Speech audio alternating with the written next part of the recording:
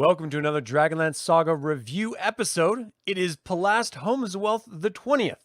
My name is Adam, and today I'm going to give you my spoiler review of The Magic of Krynn, edited by Margaret, Weis, and Tracy Hickman. Maybe you've heard of them. All right, so this is Dragonlance Tales Volume 1. Now, I will be spoiling all of the stories in this. Now, this is an anthology with a bunch of short stories. Most of them were featured in Dragon Magazine. Some of them, I suppose, weren't. I just haven't run across them yet, so maybe they were. I don't know. But in either case, if you haven't read this, I don't know where you've been for the past 30 years, but you probably should at this point. These stories are not new, and in fact, some of them are contradicted by later stories. So that's kind of the way Dragonlance works, right? You write a story, and then someone comes around later and sort of changes everything you just wrote, but we all excuse it because who really cares? As long as we're getting new Dragonlance stories, that's good enough, right? So I would like to take a moment and thank the members of this YouTube channel and invite you to consider becoming a member if you haven't already. And of course, you can always pick up Dragonlance gaming materials using my affiliate link in the description below. And that all goes to support this channel. I really appreciate those of you who have. Skull Cowboy, great to see you in the chat. Thanks for joining live. And I agree, this is a great book. Okay, so the way these work is I'm going to read you my pre-written reviews of each of them. They're really basic synopses, and then I'll just sort of riff on the story for a little bit, and then we'll move on. If you have any comments or, ideas about any of these stories throughout the course of this review, go ahead and throw them up in the live chat if you're joining us live, and I'll get to them, and we'll just have a little bit of fun on a Monday. How's that sound? Pretty good, right? All right, let's get into it. Again, this is my perspective only. If you differ with that, it's okay. Let me know yours. All right, so I'm going to actually, let me do this really quick. Hey, Chris, how you doing, man? Here we go. You have a few one copies. All right. So, Riverwind and the Crystal Staff by Michael Williams is a long-form poem that attempts to convey the beauty of the Quayshu land, but also the connection that they share with the wild. Now, Riverwind, on his name day, is chilling with wild cats and birds of prey. The young unmarried women of the tribe are presented, and Riverwind falls in love with Goldmoon, the chieftain's daughter. Now, he's sent on a quest that is destined to fail, and yet it doesn't. He actually survives it. The entire time, the wild is telling him to turn back and to stop this foolish quest, but he continues to persist. I thought this was an interesting narrative that actually confused me at times, as I find it difficult to pull a straight narrative from a poem which is inherently more emotionally driven than factually driven. That being said, I do think that Michael Williams did a pretty good job of framing Riverwind as a man of nature that was willing to suffer and even forsake that nature for Goldmoon. So it's the ultimate willingness to give everything up about yourself for the sake of someone else. In this particular case, it just happens to be someone that he desperately loves or he wants to be with. But I never really saw Riverwind. Again, I'm rereading this after, I was a kid in like middle school when I read these the first time. So revisiting them, I'm getting a completely different perspective from age and experience. And I don't know, I struggled a little bit with this, a lot more than I thought I would have. It presented Riverwind in much more of a Jungle Book scenario, like he's this sort of Mowgli type character. Like he wasn't abandoned and raised by animals, but he was very much of the wild as it's presented in this long form poem. And so with that in mind, it sort of reframes Riverwind from being just a native barbarian-like people, one amongst a number of other tribesmen, to something separate almost, like something distinctly outside. And I know we have other Riverwind stories that take that concept and twist it in a very different direction. But because this is the very first story about Riverwind that we ever got, I thought it was an interesting take on it. Though, if I have to be honest, if it's not like Dante's Inferno, the Divine Comedy, or Milton's Paradise Lost, I'm not really into the poetry as much, though I do love me some Robert Frost and even some Jim Morrison poetry. All right, so the next story here. Hey, Silverwolf, thanks for joining live. Anthony, great to see you. Thanks for joining. This is the beginning, so this is not the tail end at all. Varigart, how you doing?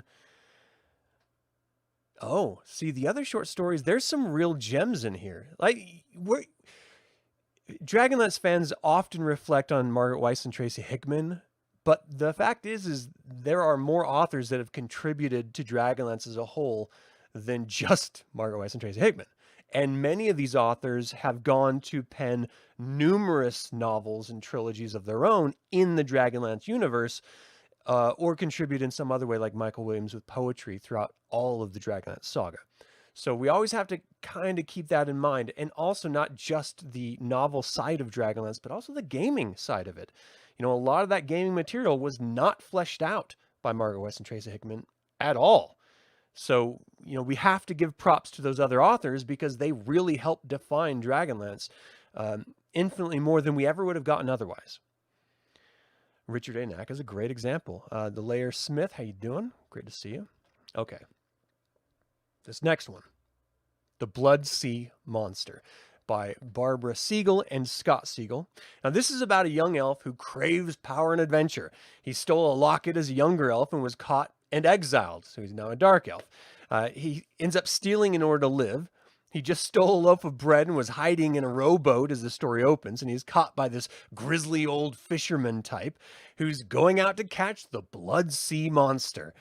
It's really funny because it's set up as a sort of old man fisherman joke. Like, everyone who's ever been fishing knows someone who is like after the catch of the century. Like, there's a fish in this pond that has tormented me and my dad and my granddad, and I will get him someday, right? Like, that frame of a trope, it just exists. It's prevalent throughout all of fishing, whether it's true or not. This is the exact same thing, except when you think of the Blood Sea Monster, I can't help but thinking about terrible, terrible things that I would never try to catch in a rowboat or even a small sailboat in the Blood Sea. That's insane, but that's what this guy's doing. So it took everything that he held dear, either directly or indirectly, and now he is sure that he is going to catch this monster. The elf asks to join him for a percentage of the catch, and they leave during a storm, which, again, bad timing. Just wait till the storm blows over. Okay. So they end up catching a talking fish that tells them where to go fishing for the Blood Sea Monster. And it's, of course, in the Blood Sea Maelstrom itself. And so they run across a bit of wreckage from the Perishin, which, if you remember that's the ship that went down with Tanis and Caramon and Tika, you know, the companions after Kittyar sort of ran them off into the Blood Sea itself, trying to catch the Evermen. The wreckage is all sort of floating around, so it's just a little Easter egg, you know, that they run across it.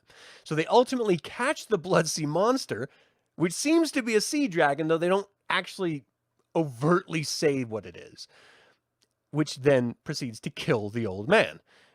It tells the elf that it's not the elf's time, and so as the elf is returning to shore and fantasizing about his new life, getting drinks bought for him off the back of this story itself, the monster returns and kills him.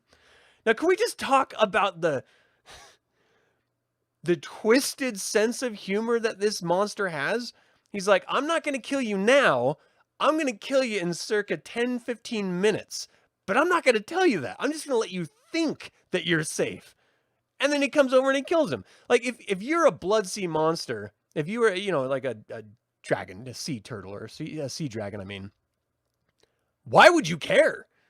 Like, I get killing the old man. He and his people have been trying to capture you for however long, whatever. But this rando elf that just happens to be a survivor, you're just going to get him too? You're a dick. Like, that's what you are. The Blood Sea Monster is a dick. All right. So it's a strange story, but I did enjoy the connections to sea dragons and stories like The Old Man in the Sea. I just love that idea of human beings laying everything on the line to challenge nature. And we invariably will ultimately fail because we are nothing compared to nature. But I love the spirit behind it, you know? And it's just that sort of that fisherman joke. You know, I'm going to go catch the old trout that's been, evading all of our lines, our hooks for centuries. And ultimately it's not a trout. It's a dragon, and it will eat your face. So great story. I loved it. All right. What else we have here? Hey, Jonathan, thanks for joining live, man. That was weird. I had like this weird, would you like paper and plastic, man? My balls finally dropped. All right. So this next one is probably one of the greatest. Oh, man, I hit the wrong button. Probably one of the greatest stories in this entire collection. And I don't know why I just moved that all the way over to my doggone face, but I got to move this now. All right. So this is called A Stone's Throw Away by Roger E. Moore. Again, this was in Dragon Magazine. I actually have done a member reading of this. So if you want to hear me read this entire story, just become a member. It's like 99 cents. All right, so this is a wonderful tale about a demon prince making a power-hungry magus suffer the consequences of abusing the demon lord's presence. Tasselhoff fight, and what better way for a demon prince to torture this super powerful magic user than to throw a kender at him? Like, that's bad enough, right? It gets worse. So Tasselhoff finds this ring that ends up spontaneously teleporting himself all over Krynn. It ends up protecting him from harm by teleporting him away from any harm that would otherwise befall him. But then he finds himself in this powerful magus' tower. He's captured by undead automatons, and the magus demands to know how and why he's there. Taz explains that, look, it's this ring, and they try to remove it, but they can't get it off his hand. Then the magus summons the demon lord as Taz sneaks into the vents and watches. The demon is naturally pissed and tells the magus that he will not be bothered by Taz by sundown. Of course, we know why, but the magus doesn't. So what the magus doesn't know is that it's because he's going to be dead. So Taz inadvertently helps the demon break out of the protective circle, and the demon admits that he crafted this ring in order to help him get out of this exact situation. Taz, of course, survives because it's Tasselhoff. He always survives. He survived chaos briefly, so why not a demon lord? So Taz tells this story to Kittyar and Sturm, who don't believe him. Why would they? But Sturm notices a mark on Taz's ring finger, so he's not too sure anymore. This is such a fun story, and it's a great introduction to Tasselhoff Burfoot, because again, we have to remember, this story came out, I think, right about the time that Chronicles Autumn Twilight came out. So this is like a really, really early introduction to the character outside of the confines of being just one amongst many other of the Innfellows. So we get to see a lot of the sort of inner workings of Taz's mind and how others, people other than the companions, interact with not just Kender, but also this uber powerful wizard. And then we have the other side of that we're talking about the Abyss and Takesis all the time, but we never really talk about demon or devils in the construct of Dragonlance. And so this, I think, is really just a leftover of Advanced Dungeons and Dragons with Roger E. Moore, and just wanting to throw in this powerful creature and play on this funny little trope of the demon breaking out of this protective circle and getting the guy who's summoning him ultimately. When really, are there demon lords in the Abyss? You know, as we move forward in Dragonlance canon, and it is actually sort of fleshed out more and more, this is the only story I can think of that has ever referenced a demon. Full stop in Dragonlance. So you let me know if I'm off here. Anyway, there's a comic made about this, and I cannot wait to read it to you guys as soon as I'm done with everything else that I'm doing. But it's on my list. I got a long list. All right, so what are you guys saying? You love this story, Silver? It's a great one, man. It really is. Okay, so hairy elephants, the woolly mammoth. Yeah, that's a good one too. Let's see if I can move this over to this next one. Why does this constantly keep doing this? It just really wants to be right next to my face. All right, this next one is Dreams of Darkness Dreams of Light by Warren B. Smith. And this is the story about William Sweetwater of the Pig and Whistle in Port Balfour. And of course, we remember that from Dragons of Winter Night. So he dreams of being more adventurous, but knows his place is a proprietor of an inn, basically. So the draconians in town are enslaving a lot of the residents for various and minor infractions, including a friend of William's. The story is framed around a supposedly magical coin given to William by Raistlin Magere when he was there with the rest of the companions, trying to make a buck so they could get back to, ultimately, Caramon and the other heroes. The story... let's see. So Raistlin Magere stayed in the inn performing with the companions during the war. So... now, after the war, he held the coin as a sort of revered magical item. When presenting it to his friends, a dwarf and a minotaur, they straight up disbelieve the magic, but the minotaur believes it's important to stray from your body through imagination, hence the name of this, the actual story itself. They see that their townmates are imprisoned, and the minotaur suggests that William be the town leader, and that they liberate the prisoners. So late one night, prompted by the minotaur, they break the inmates out and help them escape out of the harbor. William returns to the Pig and Whistle and drinks himself to sleep. He wakes up in the middle of the night, thinking it was a dream until he sees the masks that he wore on display, and he hears this pounding at the door. This story is one that reiterates the idea that everyone has the potential to be heroic. You just have to take action against injustice as you see it.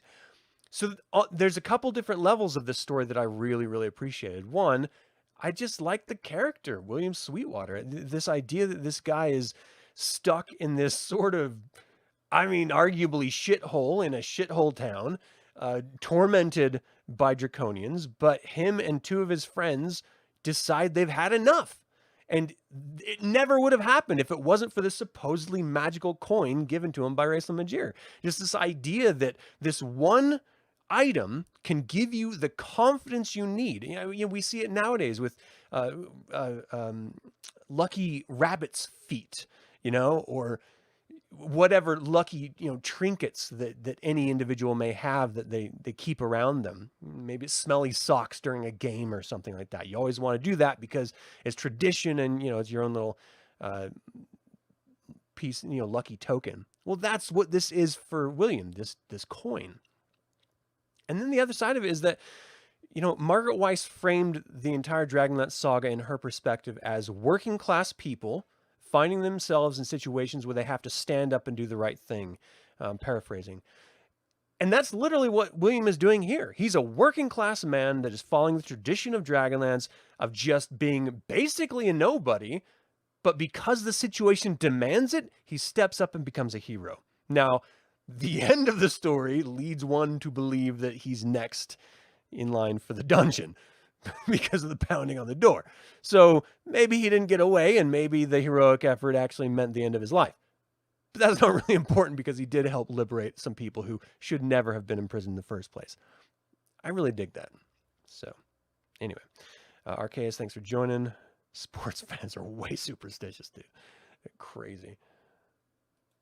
All right, let's do this next one.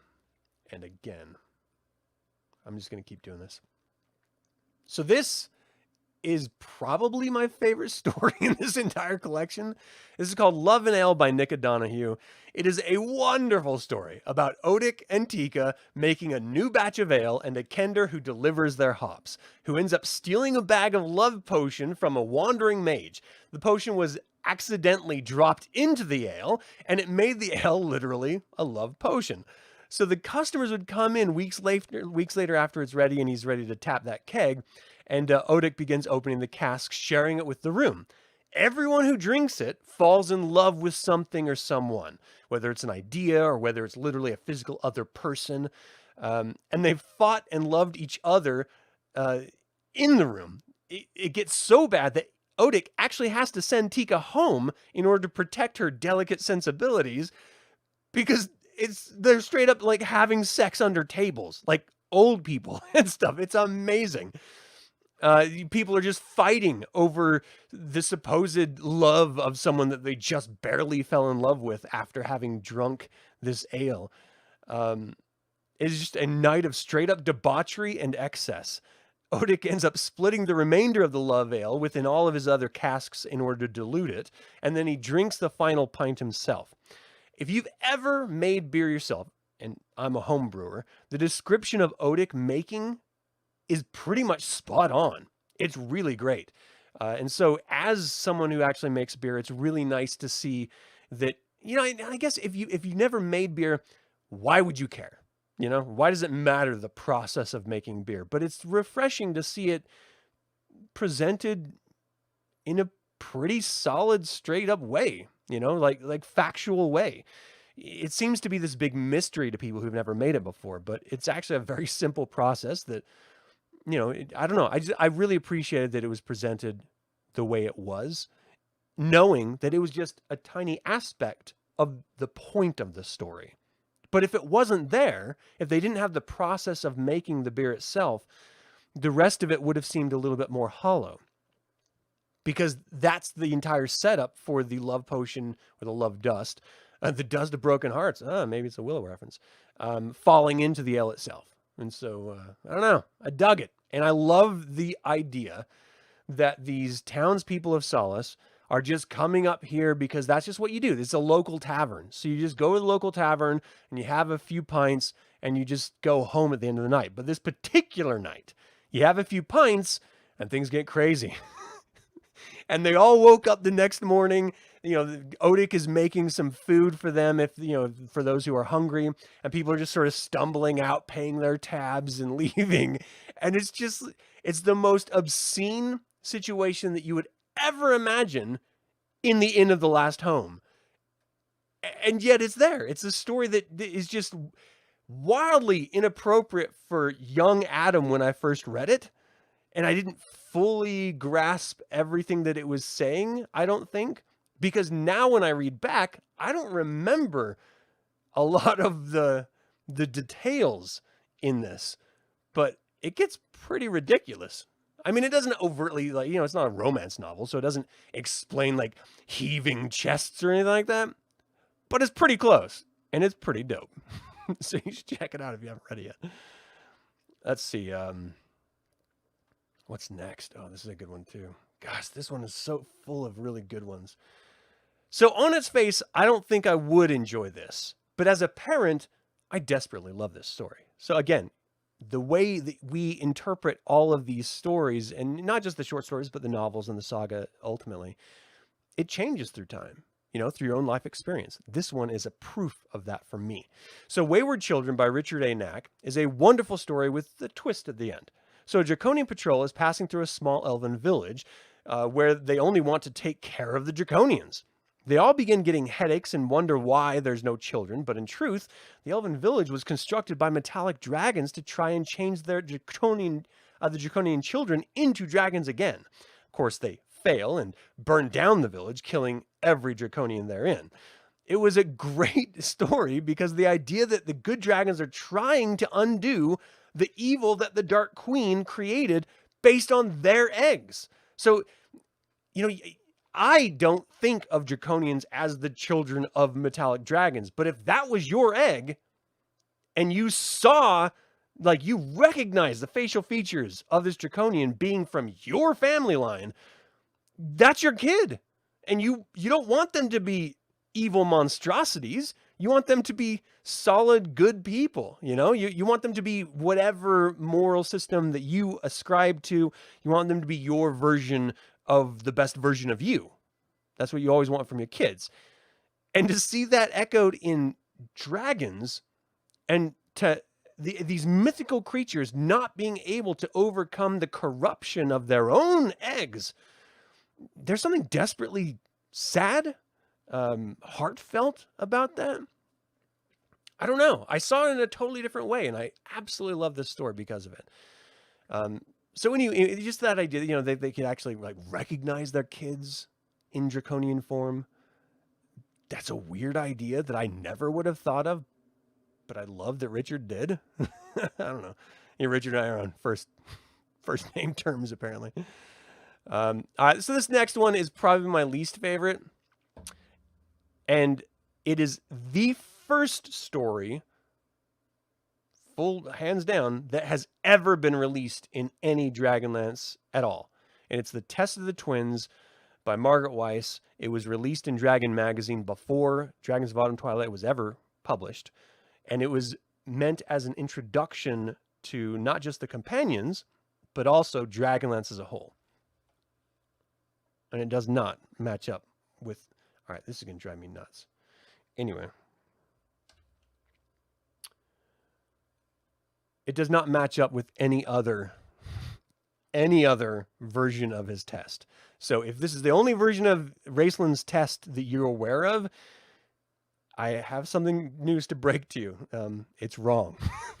There's some story beats that match up, but that's pretty much it.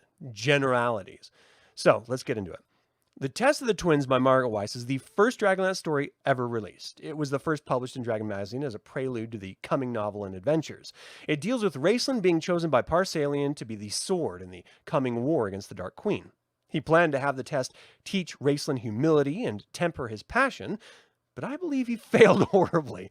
I think it's inarguable that he failed horribly.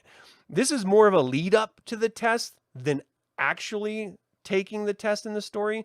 We know he kills a dark elf, which was the final piece to his test, which he succeeded at. But they tacked on Caramon being able to cast magic when a wraith showed up, and Raistlin ends up killing Caramon out of jealousy. This does not feel like a natural occurrence, and it never mentions Fist and Tanis, which we all know was integral to Raistlin's survival and growth. So ultimately, because this is the earliest story written, I wonder if they just didn't fully flesh out Raistlin's backstory at this point. They wanted to hit those main story beats about Raistlin and his twin having a lot of discord, and Raistlin killing his twin and his twin watching. They wanted to set that up, but I personally feel like it was just nonsense. Raistlin would know that he's in the test. He's not an idiot. Raistlin's a brilliant person. And so if he knew his brother growing up his whole life, and then suddenly his brother's like, oh yeah, I can just cast a fireball and lightning bolt and it's not a big deal at all, I think Raistlin would call bullshit. I mean, come on. He's your twin. You've known your whole life. But now you're going to be fooled by it? No. I don't buy it at all. It's total BS. And then where's Fist and Tanis? Like, I get that maybe you don't have fully fleshed out story, but Dragons on Twilight, it's brought up. He goes looking for Fist and Tanis' spellbook in Zaxxaroth because Fist and Tanis is just sort of kicking it inside of Raistlin's body. He actually takes over Raistlin's body in the book. In the whole 2 trilogies, he takes over his body. But still, I mean, it's just, I don't know. It was weird that it was never brought up. And I have never read a test of high sorcery and been like, yeah, that makes sense. That's a really good test. It's always super truncated. They always leave shit out, because they don't want to, describe what a test would actually be like. Or it's just some super vague, abstract stuff. There's never like a mage goes to the Wayward Tower and enters the test and goes through X, Y, and Z, and then they're done. It's always like hops, skips, and jumps in the story in order to hit the, I guess, most salacious parts of the test, and then it just moves along. But it's never satisfying. The Soulforge, the story that Margaret Weis wrote that is supposed to be Raistlin's test, does not tell you anything about Raistlin's test. It's like the last 20 pages of the novel, and they just whitewash the entire damn thing until Raistlin walks into a cellar and meets Fist and Tanis. It's ridiculous. Like, I bought that book back in the day when it was released so I could read the test, and you don't get it for the most of the book. It's weird. Anyway, I already did that review, so I'm not going to do it again. But still, wildly disappointing. Every test I've ever read. So you read this before Dragons on Twilight? Yeah, that's what I'm talking about, Silverwolf. It's like, that's strange. So the test of high sorcery is like a Jedi test. Oh, Luke, you really beat your father. Oh, there's your face. Totally awesome test. That's him in Dagobah walking into the the dark force tree or whatever. Raistlin was bombarded, tries through his own insecurities. He was always feared Caramon was just better than him. I feel like the test is Parsalian, so that leaves Fist as a surprise. All right. Yeah, I don't agree, but I dig the explanation. Cyril, thanks for joining live. It's good to see you. There are 12 draconians, technically. You mean in the story? Or altogether? Like, there's only 12. I always love how, hey, Mike, man. Thanks for joining live, by the way. I always love how, until draconian measures, draconians were always these worthless monsters, shock troops, right? They were never seen as anything interesting or anything. And that's how I saw them until I recently read Draconian Measures and the sequel. Or maybe that was the sequel. I get it mixed up. Anyway, it always struck me as strange. So I'm reading the Dragonlance comics, and there's this one part, and this is a bit of a spoiler if you haven't read it, but I'm going to tell you anyway, where Reva Silvercrown finds this scroll that is supposed to defeat a bunch of draconians. So she takes it to Palin Majir. Palin reads the scroll and summons all of the draconians nearby. And so they're all like walking toward this keep. And as they get closer and closer to the keep, the spell actually makes them weaker and weaker. So by the time they get to the keep, they're literally just walking dummies. And the Knights of Solamnia are just waiting there. And they just start hacking them to bits one at a time. Like that's the whole thing. So if you think of that in context of how we see draconians now, you're murdering a bunch of individuals that had no choice to choose whether or not they would be good or not. You know, you're slaughtering them for no reason.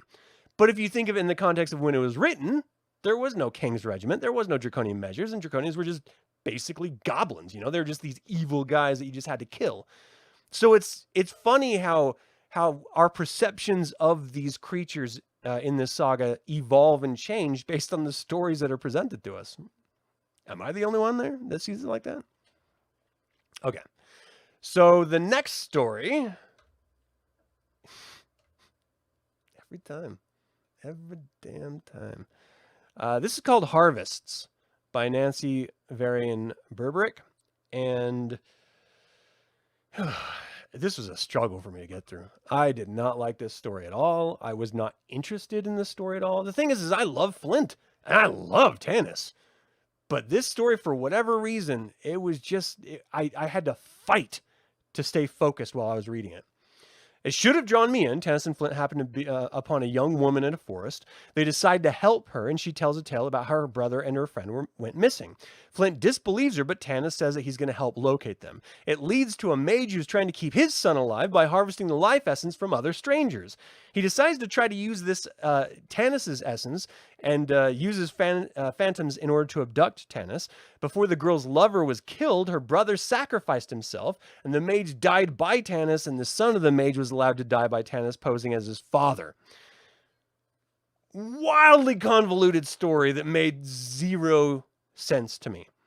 For whatever reason, my mind kept wandering throughout this entire story, and I couldn't focus on it like I do all the other stories in this anthology. And because of that, I just did not enjoy it. It was hard to get through. Am I the only one? Like, did you guys struggle with this as well? It's a crazy, ridiculous story. And they add in so many like little minutia about the relationship between this rando girl that they run across to like the two men. One was her brother and the other one she was in love with, but she never admitted that she was in love with it. But Flint, just having lived a long time, can tell that people have affection for other people. Like, this is all thrown into the story. I don't know why you're putting this much backstory into it, Nancy, because it doesn't make any sense. And so finally you get this son who he doesn't know any of this is happening. All he knows is he's barely alive because his dad is taking care of him. And finally he's like ready to die, and he thinks Tanis is his dad because he's so far gone. And Tanis is just like, yeah, it's okay to move on. You can die now. And that's the story. That's it. It doesn't make sense. It's just like this rando tale that I don't know what the metaphor is supposed to be. I don't know if it's like an allegory for something. I don't know if there's like a life lesson that's supposed to be like buried in the text. I didn't find it. Oh, dude, it was rough.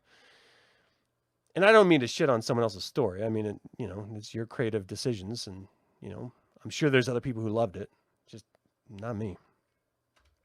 So I'm not going to talk about it anymore. Here's one that also is proof about how Dragonlance alters its stories and changes stuff later on. So when I first started this channel, and I thought my first decision was to start with AD&D source books, and I would tell the story about characters and events based on the earliest versions of those stories. And what you quickly realize is that audience members, people who view this, straight up call me out saying I'm wrong about everything, or I made stuff up and I don't do my research. And so I show them page and paragraph of exactly where the information was that I got, and I'm recontextualizing the content, but I'm literally lifting the content from the source books, and they're saying that I'm lying or I'm wrong. And it's because Dragonlance keeps reinventing the wheel and changing stories.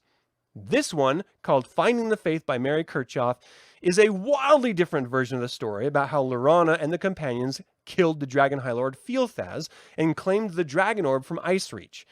Now, this differs from Dragons of Winter Night and Dragons of High Lord Skies, but based on the fact that it is a retelling of the story from one of the Icereach barbarians' priests in the tribe, and not like Astinus of Palanthas, I'm not really that bothered by it, to be honest. The details do differ dramatically, but the spirit of the tale is the same, and the emotions definitely hit me, as Sturm was actually dying in this version, and Elistan ends up saving him.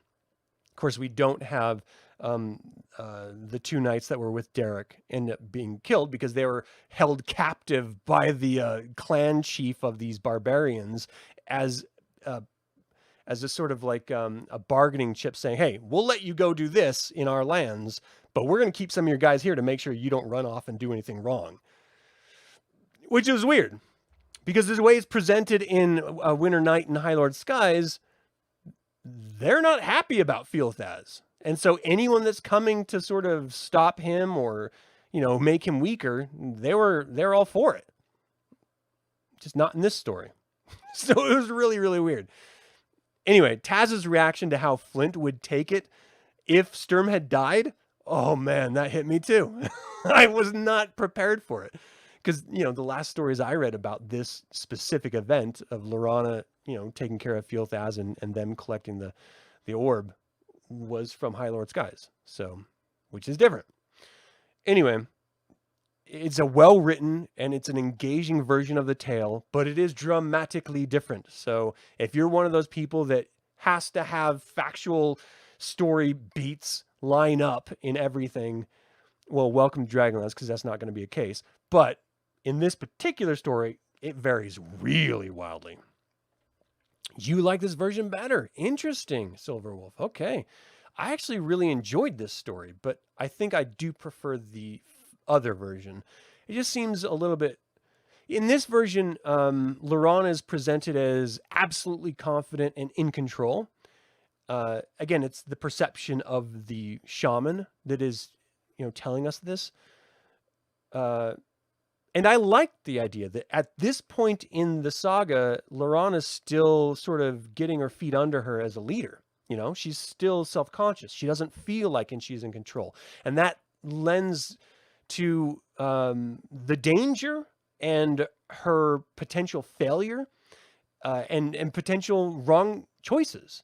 And I like that in leadership, that you're not absolutely confident all the time, that you do second guess. You feel like you're making wrong decisions, and there's real consequences to decisions that you do make. And you have to live with those, knowing that you're not confident about them. I don't know, there's something about that I got from Winter Night and High Lord Skies that I just didn't get out of this story, but it is a great story. And I also just love the idea that, there's this culture that it happens in all of our cultures, in all of human existence. That's what we do as human beings, is tell stories and retell them.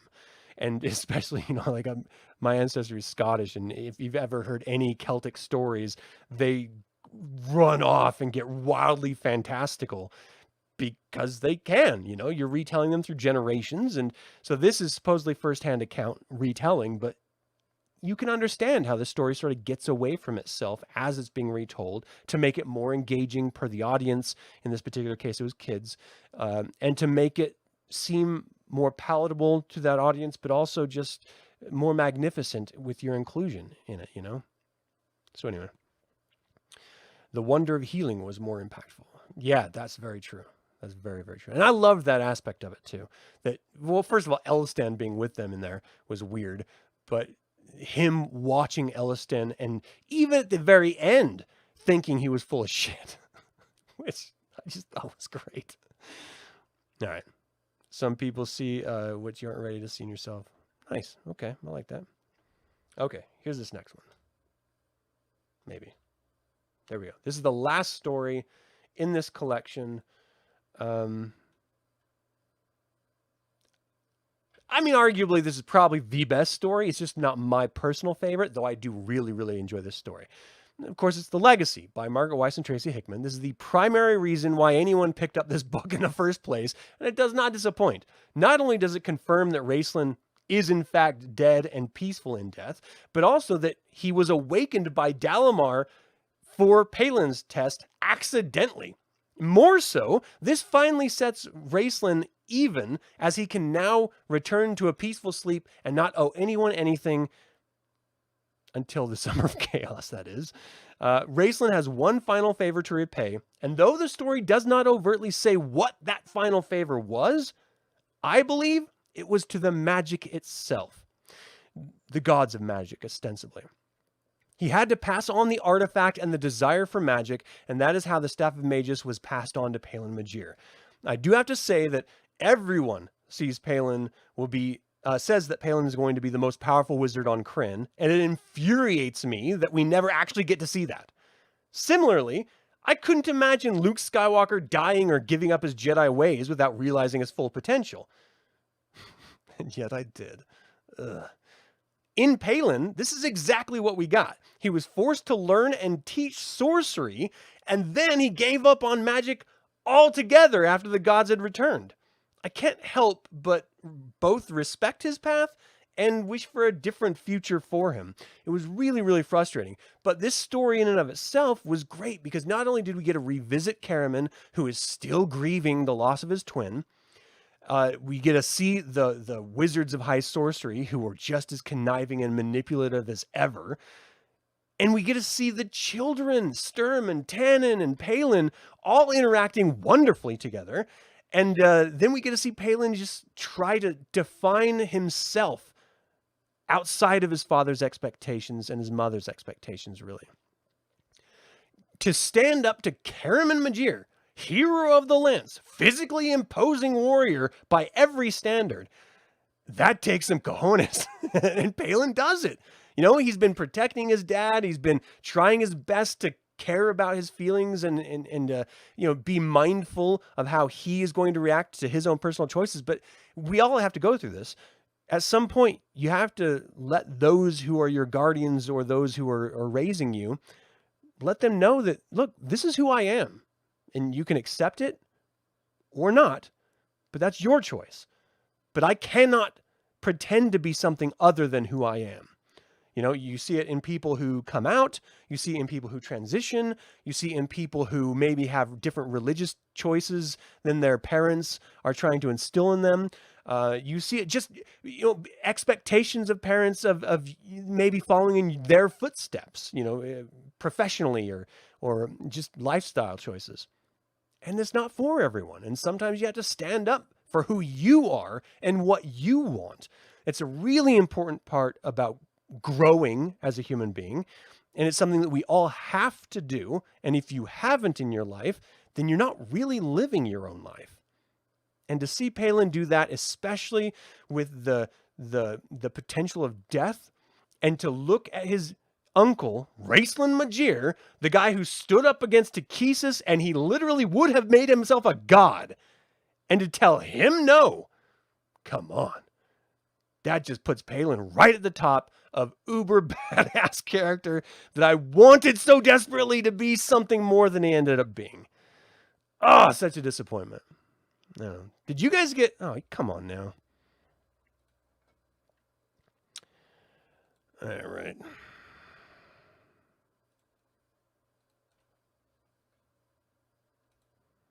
People, man. How do you do this?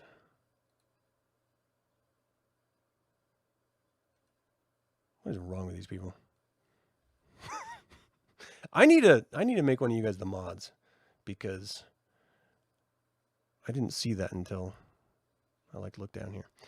Okay, anyway, I don't know. Does Palin Magir live up in your expectations in the 5th age?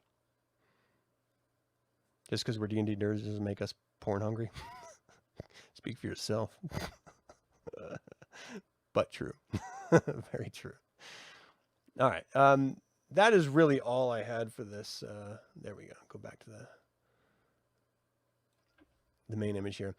I love the majority of these stories. I desperately love them. They're great. And it takes me back to a time in Dragonlance that was not as developed, that was still a little bit raw and sort of like clay being shaped and formed into what it finally will ultimately become.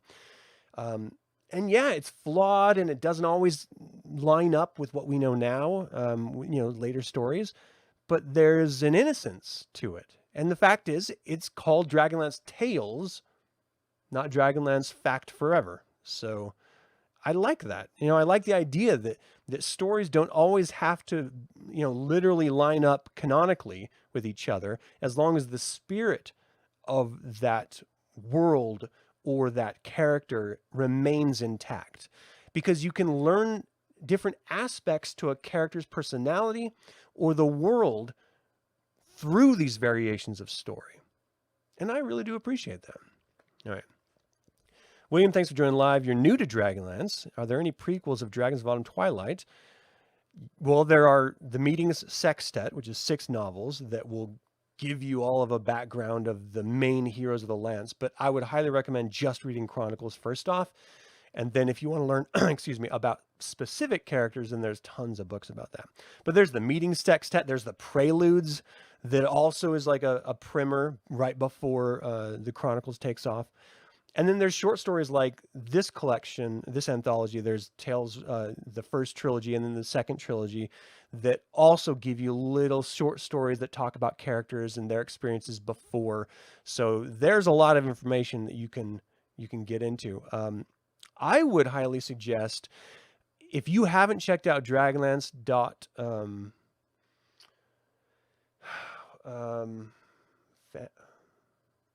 it's the Dragonlance Wiki. I can't remember what the name of the site is anyway. But anyway, just look up Dragonlance Wiki. And it has all this stuff. The gentleman from Dragonlance Nexus is constantly updating it. It's great. It's filled with wonderful content, and I reference it on every video I make. I don't always use information from it, but I always reference it because I like hearing and reading what other people have gleaned. And I haven't read all these books, so I've read this one, of course, but there's a lot of novels and source information that I'm just ignorant to, and the only way I would ever know about it is by going to the fandom. That's what it is, dragonlance.fandom.com. If it wasn't for that site, I would never know about these little story tidbits because I just haven't read those books yet. So it's nice that it exists, and it's a worthwhile cause that the Dragonlance Nexus folks are undertaking. So check it out. But definitely start with Chronicles, because that's the beginning of everything. These short stories are great, but Chronicles is the way to go, in my opinion. Would Palin have been manipulated as head of the High Sorcery? Would he be manipulative? Yeah, 100%. I think every mage. Well, it's like. I'm gonna relate it to being a soldier, because I was a soldier. So from the outside of an organization, You have your own perspectives informed by the culture and society that you're raised in about something. Once you become a member of that organization, your perspective ultimately changes. And it changes to understand what you didn't understand before. That's not only the inner workings of the organization, but also the reality of the power struggles, or where the actual power where the orders are actually coming from. And what you ultimately realize is that, specifically as a soldier, your life is less important than those that you are here to protect. That includes your fellow soldiers. As a mage in the Order of High Sorcery, you're there to protect the magic, the integrity of the magic, which then reinforces the balance of Krynn itself. So you make decisions based on that idea, which means you can't take into consideration people's personal feelings. Raistlin was tortured his whole life because of the decisions that Parsalian made. Now, I don't know if you would argue that it worked out in the end for him or not, but he is a result of the decisions Parsalian made to have him tested early and young, knowing that there was a lich in the test waiting for him. So, it may have ended out okay-ish, but no rational human being would have ever made that choice for anyone. That's a horrible choice to force on a kid. 20-year-old, but still a kid. Dalamar makes the same choice. He straight up lies to Palin about, why he wants to, have him go in and take the test. And ultimately, it's Raistlin's going to get in your body, and I'm going to kill you. Like, Dalamar straight up says that. I don't know. Of course Palin doesn't like Dalamar in the later books. Dalamar's a jerk. But he's doing it for the magic, for the balance, for the protection of all of Krynn, ultimately. And that's what you have to do, So yeah, I think Palin would have been just as manipulative as every other wizard that is a member of the Orders of High Sorcery. Because you have to be, Anyway, you felt that Palin was kind of coasting on its family name. Yeah, Cyril, I think you're right early on, but you have to give him props that no one else figured out wild sorcery. I mean, he ended up learning how to do it effectively, so much so that he created an academy of sorcery and taught other people how to use it. And so you got to kind of give him props for that. No one set him up for that, I mean, the fact that he was tortured by Barrel-Inthronox, literally busted every joint in his finger so he couldn't even manipulate, the semantics of casting a spell, as, he no longer felt that surge of magic coursing through his veins. That was the entire reason he wanted to be a mage in the first place. Like, he went through some shit, like some real crazy, like, Vietnam torture type stuff with Barrel in the Fifth Age. So I don't know. I don't think he coursed. I think he earned his name, later in life. But early on, yeah. I mean, he's Raistlin Major's nephew. He's not Palin Major. He's Raistlin Major's nephew. It's like if you're married to someone famous, you are that person famous. You're that famous person's spouse, or whatever. Caramon had a satisfying story arc, which surprised you, fighting in the arena in Nistar. Yeah, that was dope. That was awesome. Caramon suffered so much. You're absolutely right. It hurt. Let's see. What else you guys got here? Meeting sets to much better books than Preludes. Yeah, I agree with that. Palin learned from the best. Yes, I think he did too. Yeah, you're right, Anthony. He kept it alive. Let's see. This is one of the books, hey, McNichol, good to see you, that you read more than once in your youth. The short story got you excited for Palin, but ultimately the Fifth Age took him in a direction you didn't see coming. Yeah, that's my problem too. I didn't see it coming, and I didn't like it. I still played it, and I still read all the books, but I was not happy with it. You're new to Dragonlance. Oh, you already did that. Let's see. A written exam with a Scantron and number 2 pencil. What? D&D. Okay. All right. Well, that is all I had. Thank you guys so much for tuning into my review of The Magic of Krynn, Dragonlance Tales Volume 1 by edited by Margaret Weis and Tracy Hickman. What did you think of the anthology? What do you think about these individual stories? And do you have a favorite and a least favorite? I think that's part of what's really fun about reading all of these anthologies and novels, is that we get to not only revisit them after time, but recontextualize them. I don't know. It's fun for me. Some people like watching sports. I like reading.